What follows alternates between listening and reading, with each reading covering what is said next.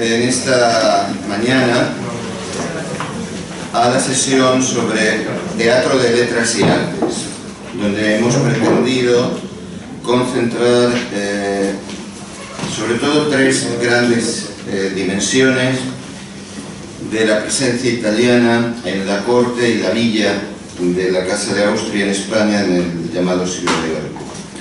Y empezamos con un tema esencial en la representación del poder a cargo de una de las máximas especialistas.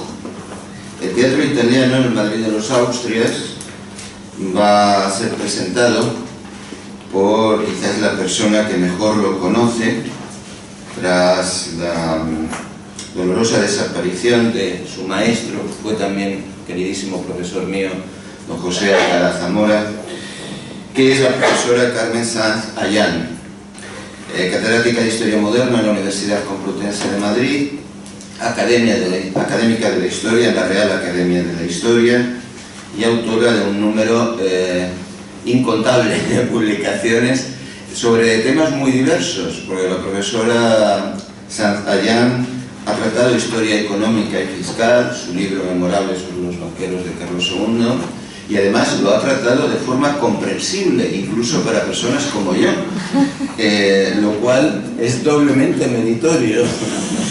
Pero también ha tratado de forma, yo creo que modélica, huyendo de cualquier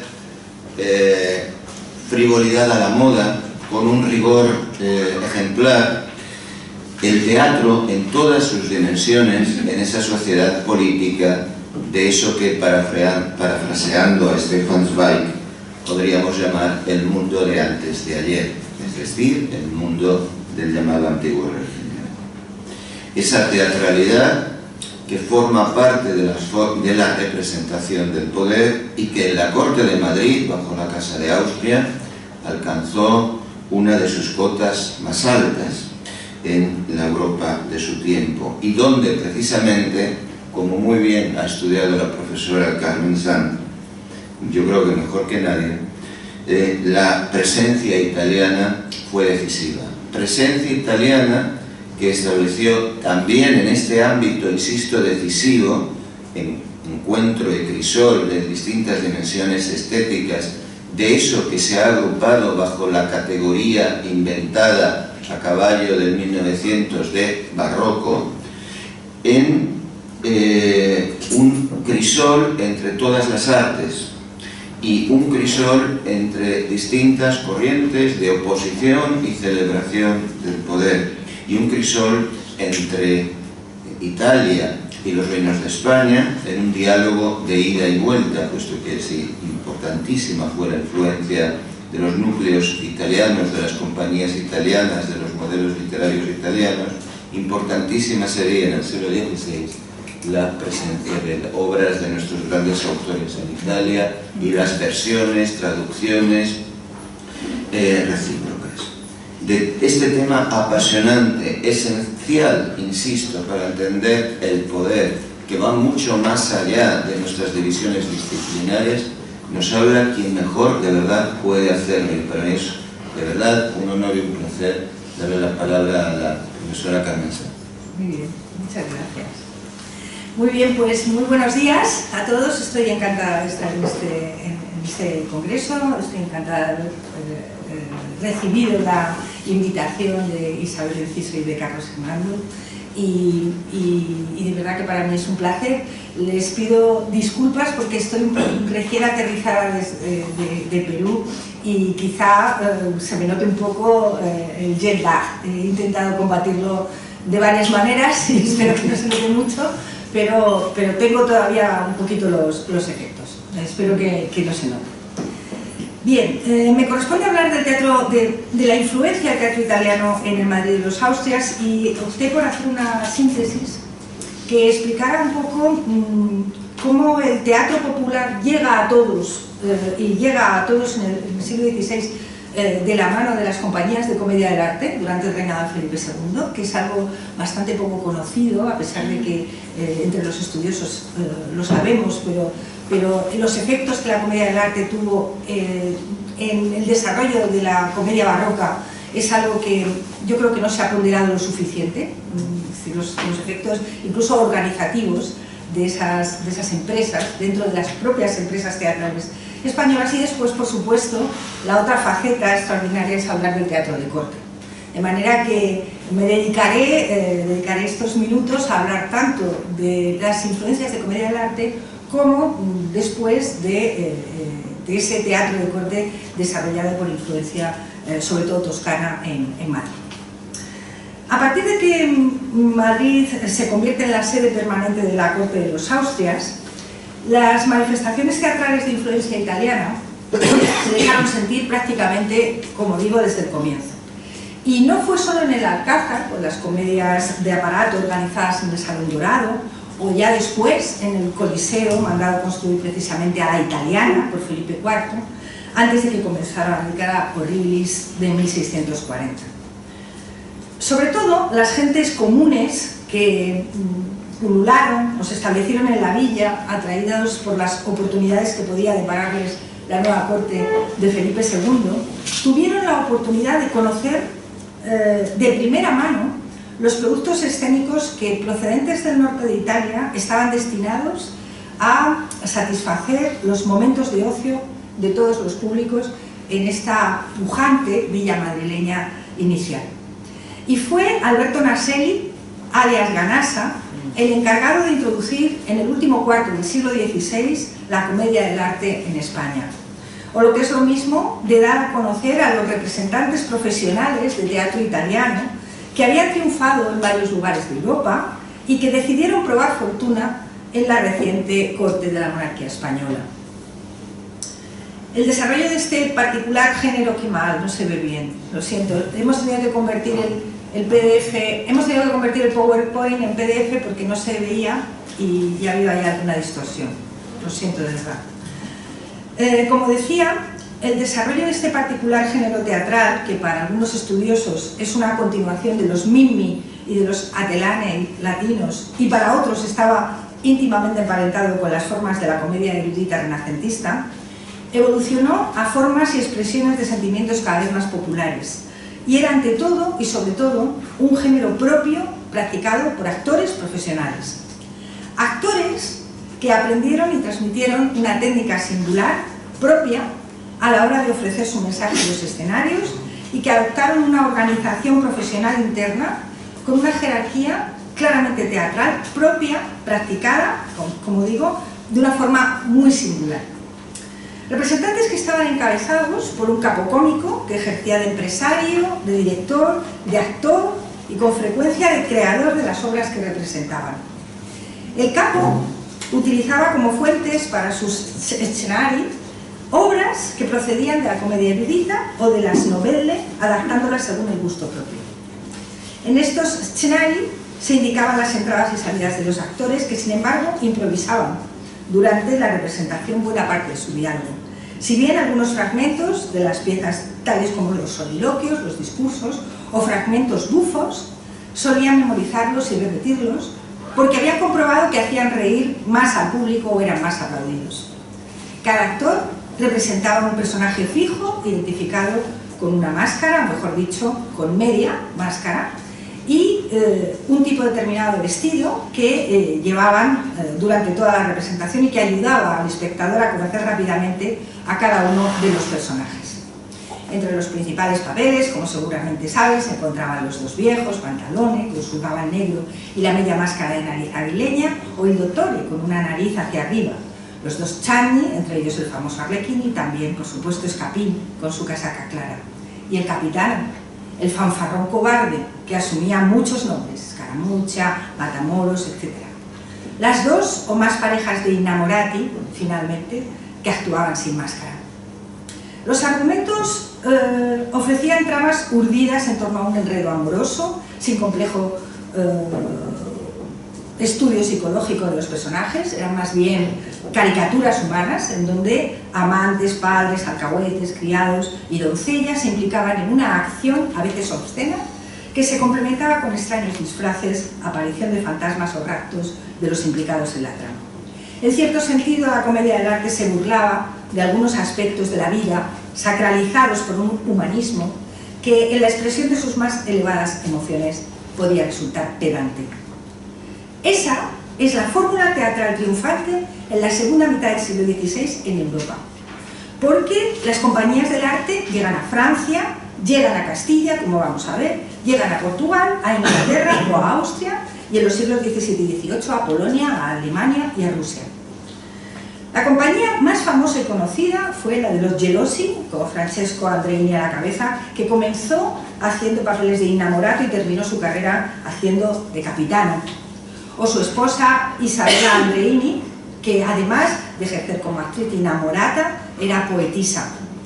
No obstante, lo más interesante de la llegada de los cómicos del arte a España fueron las hibridaciones que surgieron al contacto con las estructuras autóctonas del naciente teatro comercial español. El cómico ferrarés Alberto Ganassa llegó a Madrid en 1574, en pleno reinado de Felipe II. Era ya conocido en Francia, donde había protagonizado, durante 1572, una estancia prolongada en París, en la corte de Carlos IX, participando, entre otros eventos, en los espectáculos organizados con motivo de las bodas de Margarita de Valois con el futuro Enrique IV. De su estancia en España conocemos con alguna precisión su llegada en 1574 y su presencia en los años siguientes hasta al menos 1584, es decir, una década. Tanto en las ciudades como Madrid, de mayor actividad teatral, pero también en Sevilla, en Toledo y en Valladolid. Cuando llegó por primera vez a la corte, propuso a las cofradías de la Pasión y de la Soledad, que detentaban el monopolio de la gestión de las representaciones de comedias, el Consejo de Castilla les había ofrecido esta posibilidad para mantener sus hospitales, ofreció, como digo, acondicionar el corral de la Pacheca, que era el que existía en ese momento, para adaptarlo mejor al espectáculo que él ofrecía. La intención de la propuesta hecha por Naselli era que el recinto pudiera acoger a una mayor cantidad de público y que éste se encontrara más cómodo. Por tanto, como se puede apreciar, era una visión comercial y de negocio por encima de todo. Cuando me presentaba a Carlos Sacramento me decía, habla de muchas cosas. Básicamente me he pasado la vida hablando de una, que es del negocio vinculado con el mundo de las artes, pero al final, claro, terminas queriendo saber cómo funciona el negocio y al final terminas en el mundo de las finanzas, pero no sé más que un poquito de dos cosas y tienen que ver exactamente con esto, con el mundo de las finanzas, el mundo comercial, el mundo del negocio, vinculado con el mundo de las artes. No más, no mucho más, lamentablemente. Bien, como decía, Naselli lo que quiere es hacer que el negocio florezca, él quiere ganar dinero. Y cuando llega a Madrid se da cuenta de que las estructuras teatrales que hay no son suficientes para el cálculo económico que él tiene en la cabeza.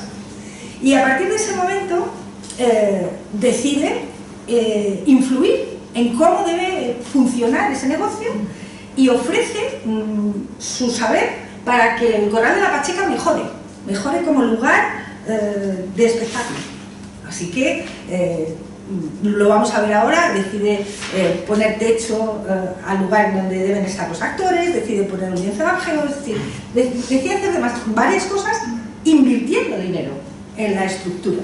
Bien, los comediantes del arte eran versátiles y adaptaban el montaje de sus comedias a las particularidades físicas de los espacios escénicos que se encontraban. Si llegaban a una ciudad donde no había teatro, eligían un pequeño tablado en una calle espaciosa o en una plaza. Pero, como digo, preferían alquilar una estancia adecuada para representar. En Florencia, por ejemplo, solían hacerlo en la Stanzone Baldracca, llamada así porque se hallaba junto a una taberna de ese nombre situada detrás del Palacio Uffizi. Este modelo de alquiler es el que pretendía conseguir Ganassa en el Corral de la Pacheca de Madrid. Quería hacer lo mismo. Conviene recordar que en esa fecha temprana, 1574, estamos hablando del último cuarto del siglo XVI, las cofradías de la Pasión y de la Soledad, por concesión del Consejo de Castilla, se beneficiaban de una parte del rendimiento de las comedias ofrecidas en la villa para el mantenimiento de sus obras pías, que como sabemos eran inclusa, es decir, recoger niños y atenderlos, por un lado, y también mujeres pobres, hacer lo mismo, atenderlas. Eso era lo que hacían ambas cofradías. Pero estas cofradías comedias todavía para esta época no tenían teatros propios. Después decidieron elegirlos. Hicieron después el Corral de la Cruz y más tarde el Corral del Príncipe, ¿vale? Pero en esta época todavía no los tenían. Y lo que hacían era alquilar algunos patios disponibles en la ciudad para ese menester. Y después los realquilaban a los comediantes que llegaban a Madrid para representar. La iniciativa de Ganassa supuso la incorporación de sustanciales mejoras en las instalaciones, como digo, del Corral de la Pacheca, porque decidieron que el tablado estuviera permanentemente cubierto con un tejado, y que se incorporara un toldo para proteger al público del sol durante toda la representación y que fuera más cómoda y entrara más gente. Para sufragar los gastos de todas estas mejoras, Ganassa se comprometió a entregar de forma gratuita la recaudación de 2 comedias y a adelantar otros 600 reales que se le irían descontando del dinero que él debía pagar por el alquiler del corral, que eran 10 reales diarios. Pagó, por tanto, por adelantado una estancia de 60 días para quedarse en Madrid y hacer su negocio. Ganassa volvió a protagonizar en diversas ocasiones episodios parecidos, ofreciendo diversas inversiones para la mejora de los teatros madrileños. Por ejemplo, a fines de 1583, cuando ya se había construido casi totalmente el Corral del Príncipe, prestó dinero para abrir en él nuevas ventanas y crear varios aposentos. Parece evidente, por tanto, que la experiencia y la iniciativa personal de Ganassa propiciaron un mejor aprovechamiento de los locales y afianzaron su carácter de teatros permanentes en Madrid. Es decir, aceleraron un proceso al que necesariamente tendía la gestión de las limosnas de comedias para obras de asistencia social en la villa y corte. Es evidente también que el ejemplo de Ganassa cundió entre los autores de comedias autóctonos, entre los españoles, que apreciaron las innovaciones de este Ferrarés no solo en los escenarios, sino en la gestión económica de su espectáculo. El que aprendió la lección más rápido, que sepamos, fue el autor de comedias Juan Granados, que en septiembre de 1577, estando en Valladolid, pidió a la Cofradía de San José, que era en aquel caso la beneficiaria del rendimiento de comedias de la ciudad, la ampliación del local en el que representaba, ofreciendo un préstamo de 100 ducados para poder representar durante toda la temporada en un recinto mejorado. Es decir, es el modelo de Ganassa elevado, pues, solo 4 años después, en Valladolid. Cuando Granados recala en Madrid, en abril de 1578, propuso también una reforma, ya en el Corral de la Cruz, que ya existía, para que se ampliara el aforo del local, y también puso dinero de su bolsillo. Parece, por tanto, que en este caso, además de consolidar algunas de las estructuras necesarias para el desarrollo del teatro comercial en las ciudades, y concretamente en Madrid, la acción de compañías de comedia del arte sirvió de ejemplo para los comediantes autóctonos en la cuestión de cómo convertir en negocio fijo la actividad teatral. Otra de las principales innovaciones que aporta Ganassa al desarrollo de un teatro más comercial fue ampliar las posibilidades de representación a los días laborables.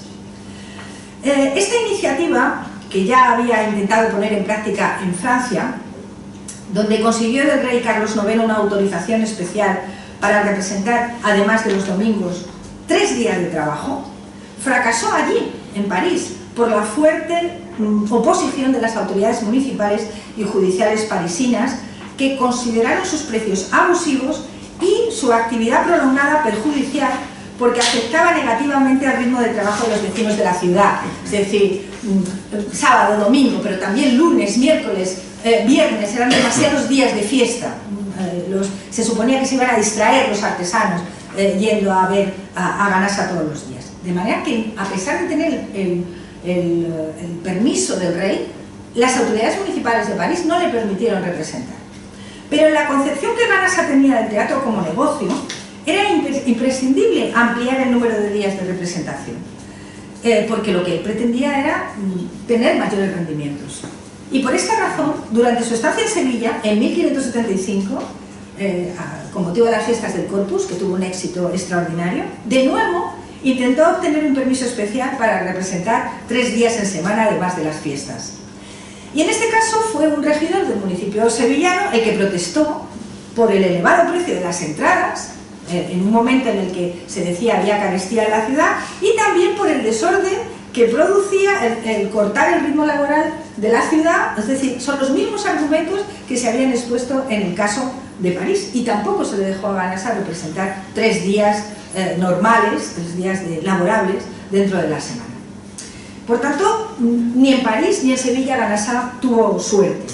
Sin embargo, la ocasión llegó en 1579 en Madrid, porque tras su triunfo en las fiestas del Corpus de Toledo, a Felipe II le encantó su representación, y tras haber representado allí con éxito, le otorga una licencia para poder representar en toda Castilla durante 2 días laborables, además de las fiestas, y concretamente de hacerlo en Madrid. El objetivo no era otro que en Madrid hubiera compañías de comedia del arte, pero también compañías de teatro, que quisieran quedarse en Madrid, que no se fueran a otros lugares, que no se fueran a Toledo o que no se fueran a Sevilla, porque Felipe II tenía el objetivo de que hubiera actividad teatral en la corte madrileña. De manera que había una simbiosis de intereses a la hora de que esto se desarrollara.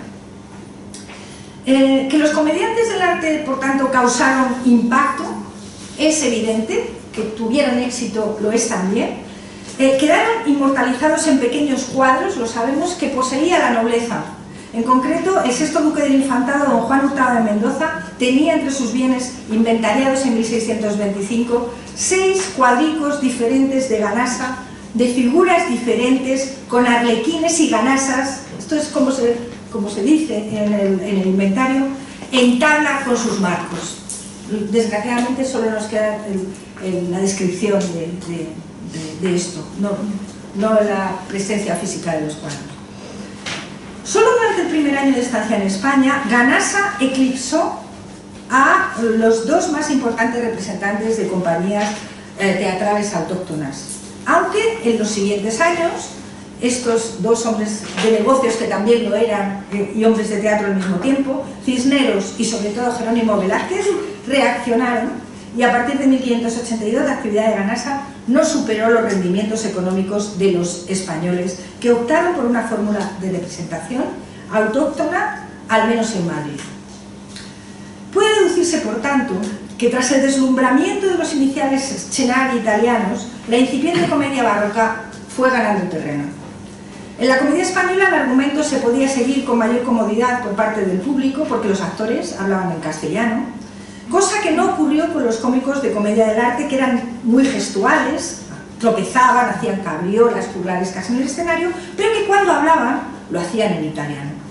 Los argumentos y la acción de la comedia del arte resultaban también, a medida que ya se fue conociendo, esa novedad dejó de serlo, algo más monótonos para el público ibérico que el resto de la comedia barroca que se estaba desarrollando en ese momento.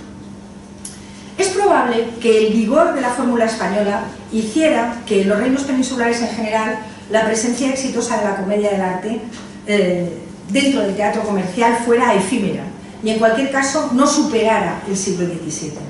Pero no fue así en Francia, donde un teatro de los comediantes italianos operó en París con completa hegemonía en la segunda mitad del siglo XVI y en la primera del XVII, y con una competencia razonable durante la segunda parte del siglo XVII, del 600. Otro tanto puede decirse de la actividad de los comediantes del arte en Austria o en los territorios alemanes, donde su éxito se prolongó hasta muy bien entrado el siglo XVIII. Sin embargo, en España, muy pronto, supieron adaptarse a los gustos del público, y en este sentido resulta ejemplar la trayectoria de la compañía de Abagaro Fiescobaldi, que españolizó su apellido muy pronto, convirtiéndose en Abagaro Francisco de Valdés, y que al parecer procedía de la compañía de Ganassa. Este, en 1582, tras la muerte de Juan Granados, contrajo matrimonio rápidamente con su viuda, Luisa de Aranda, y organizaron una compañía mixta, de la que formaban parte también otros actores, Juan Ruiz, Diego Navarro, que tenían éxito en ese momento, que fueron miembros de la compañía del difunto Juan Granados. Como vemos, tanto su mujer, que era actriz, como estos 2 actores, que eran españoles, es probable que adaptaran un repertorio a la española de las comedias que representaban.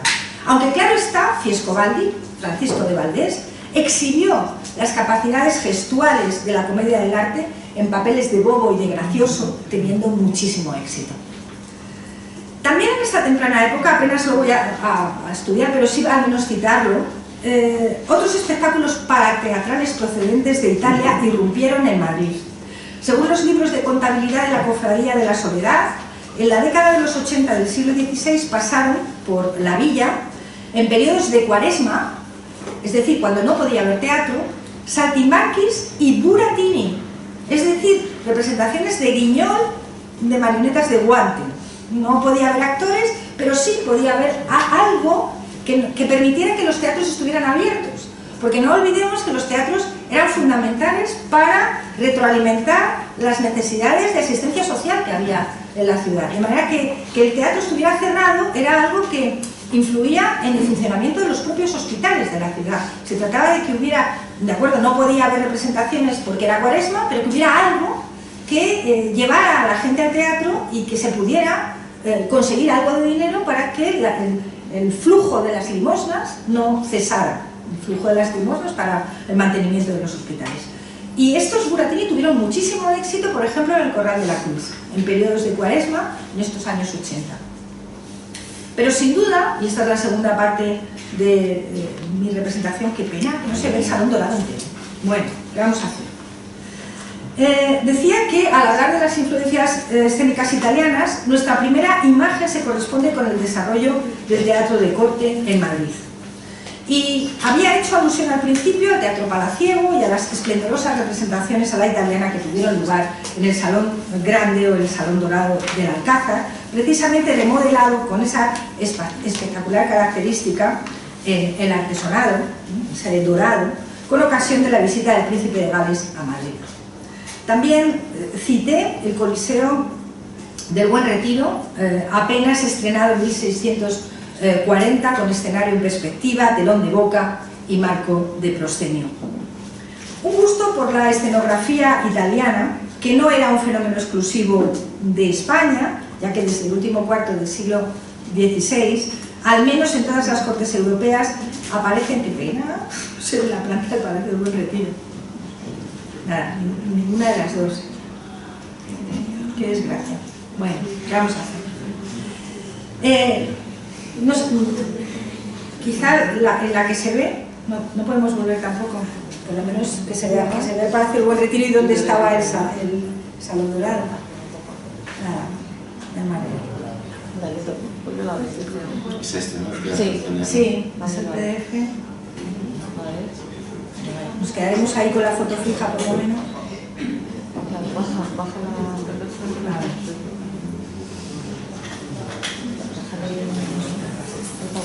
Pues da igual, vamos a imaginarnos, ¿vale? No nos queda más remedio. Bien, estaba hablando del Coliseo del Buen Retiro, que como decía se estrena en 1640 y tuvo una vida activa pero corta. A ver. Ahí se atasca.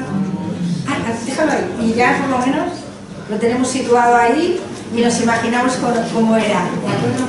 Dentro del Palacio del Buen Retiro.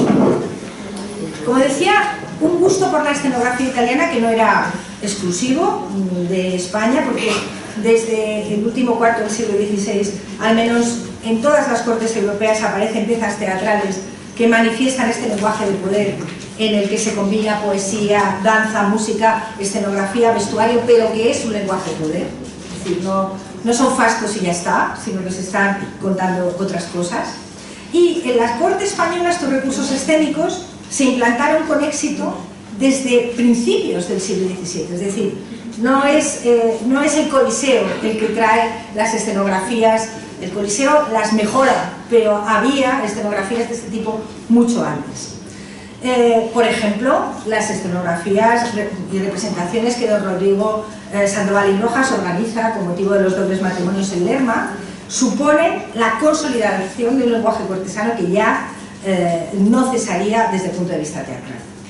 En la reinado de Felipe IV, la gloria de Niquea de Villa Mediana, el Vellocino de Oro de Lope de Vega, representados en Aranjuez en mayo de 1622, con las escenografías de Julio César Fontana, marcaron el inicio de una fiebre italianizante con enorme fortuna temporal.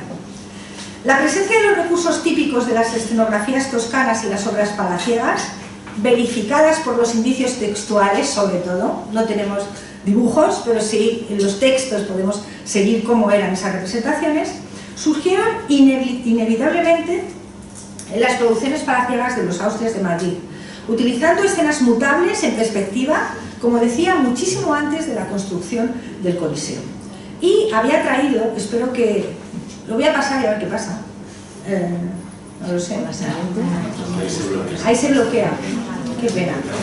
Pues había traído la reconstrucción que se ha hecho de la primera ópera italiana que se representó en Madrid, que se representa en el reinado de Felipe IV y que es La selva sin amor, que hace muy poquito dos investigadores de la Complutense han podido reproducir, lo han llevado a una exposición y han hecho un libro donde se ve perfectamente cómo era posible representar 13 mutaciones dentro del Salón Dorado, 13 mutaciones de escenografía dentro del Salón Dorado. Es decir, ¿cómo en el Salón Dorado se podía hacer eso? Bueno, pues han jugado con las dimensiones, con cómo era posible hacer eso, y había traído las 3 diapositivas en las que se puede ver cómo efectivamente esas mutaciones son posibles, ¿no?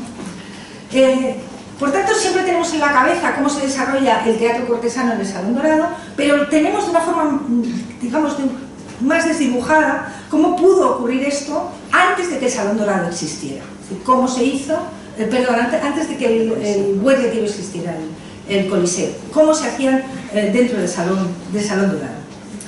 Bien, esa puesta en escena de La selva sin amor, con libreto de Lope de Vega y música del boloñés Filippo Piccinini, fue un absoluto éxito.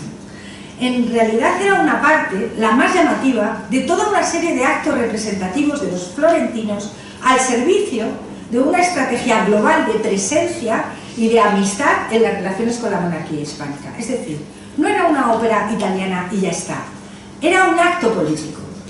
Los representantes del Gran Duque de Toscana, con su ingeniero de bandera Cosme Lotti a la cabeza, quisieron seducir con sones italianos y estilo recitativo los oídos y la voluntad de un Felipe IV, que por entonces, en la bisagra del primer cuarto del siglo XVII, era uno de los 2 puntales de la posición pro-Augsburgo que el Gran Ducado había decidido adoptar en la crisis sucesoria de Monferrato.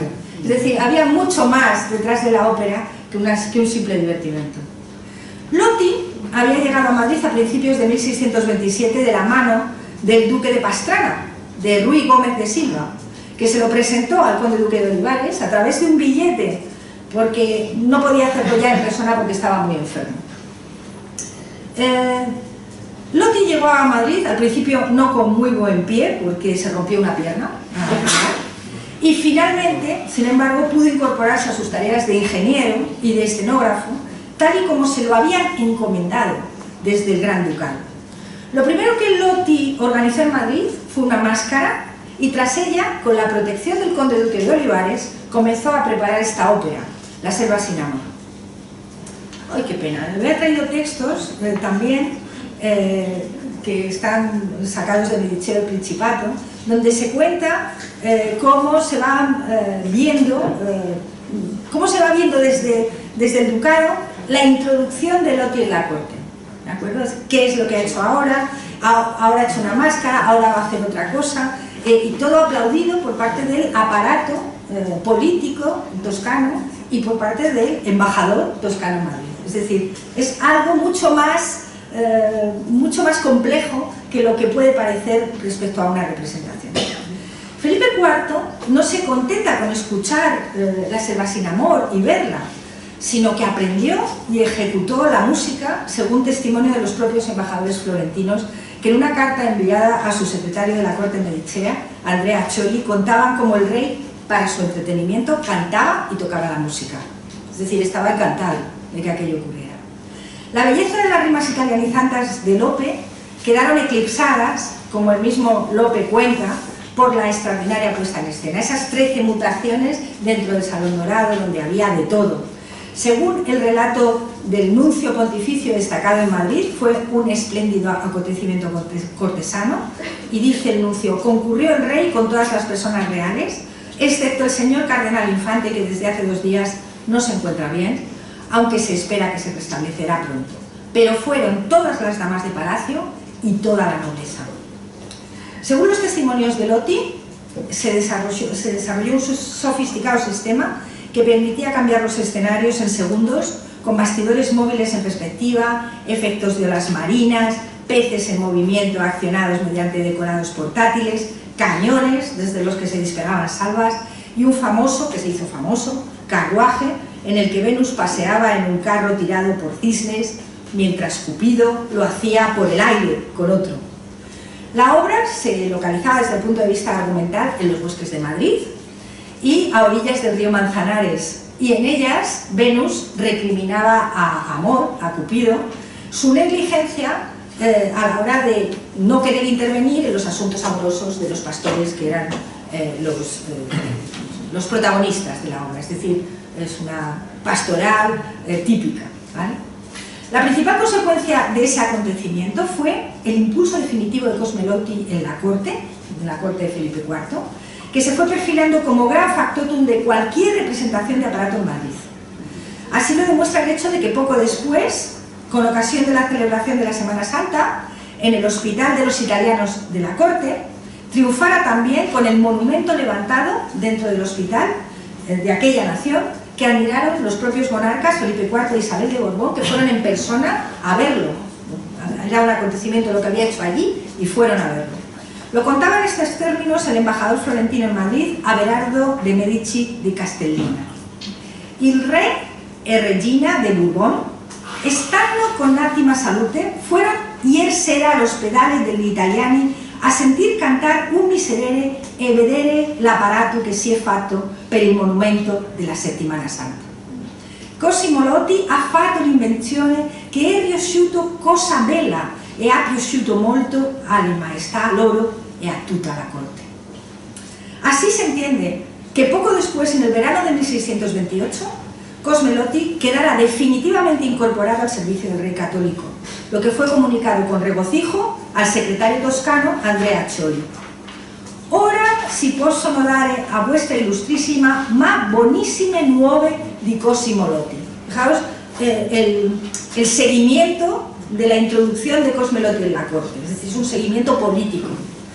Poiché finalmente superata ogni avversità, egli, per grazia del signor re, è stato arruolato servitore della Casa Reale con 700 scudi di provisioni. Y fijaos lo interesante del comentario posterior, que se ven per la qualità della mala moneta che corre son 400 di buona moneta, assentandosi questo gran disordine pubblico, come tutto il dì si procura, saranno 700 d'argento.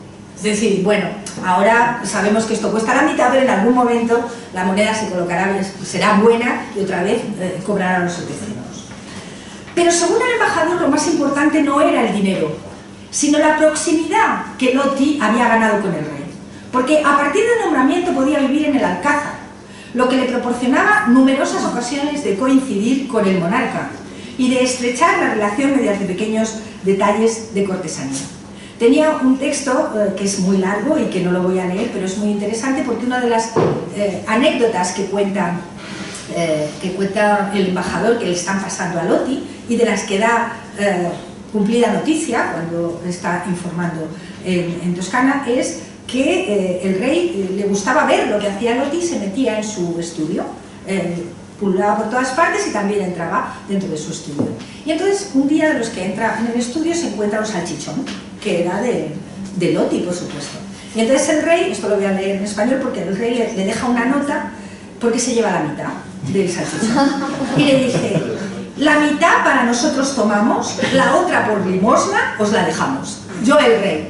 ¿Vale? Entonces, el hecho de que estas cosas pasaran dentro del Alcázar es muy valorado por parte de todo el círculo de Lotti, porque es una proximidad que es lo que se está intentando ganar de todas las formas posibles. Por tanto, el teatro palaciego italiano y sus complementos estrechaban lazos políticos al tiempo que alimentaban, nunca mejor dicho, el trasiego de influencias culturales y de adaptaciones de teatro cortesano toscano en Madrid. Y así lo corroboraba Medici de Castellina cuando agradecía a Andrea Accioli, el 19 de noviembre de 1628, que le hubiera hecho llegar la comedia representada con motivo de la boda de la duquesa de Parma, Margarita de Medici. Una suelta de lujo, que también tenía en diapositiva, con ilustraciones que enseguida llegaron a manos de Felipe IV y de las suyas a las de Lotti, para que éste hiciera un ensayo de tramoya tras el éxito de La selva sin amor. Es decir, es una continuidad lo que estaba pasando en ese momento. Pero quizá un ejemplo acabado de todas las hibridaciones teatrales italianas en tiempos de los Austrias fue la comedia que se representó por San Juan en 1633 en el Buen Retiro, tal y como se cuenta en un aviso que se envía a Florencia, fechado el 21 de julio de 1633. Durante la vigilia de la fiesta, en los jardines y habitaciones que se hacían en el Buen Retiro, en honor a San Jerónimo, se ordenó hacer una comedia y se dice: al uso d'Italia, cioè rappresentata all'improvviso, con molte faccette, però dai commedianti pubblici e scelti tutti i migliori. Era por tanto una pieza de comedia del arte, al improviso, representada en honor de Isabel de Borbón, de la reina, como las que gozó Felipe II en el último cuarto del siglo XVI y como las que sin duda la reina vio en su infancia parisina, porque los comediantes del arte habían establecido su asiento en París en el Teatro de los Italianos desde tiempos de Catalina de Medici. Pero en el colmo de la expresión italianizante, esa comedia contó con el concurso escenográfico de Cosme Lotti.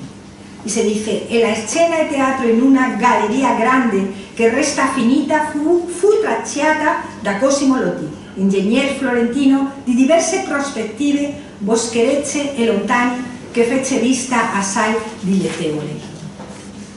Por tanto, y por lo que hemos podido ver hasta aquí, Lotti fue un eslabón privilegiado en los contactos teatrales establecidos entre Italia y España, pero solo un eslabón.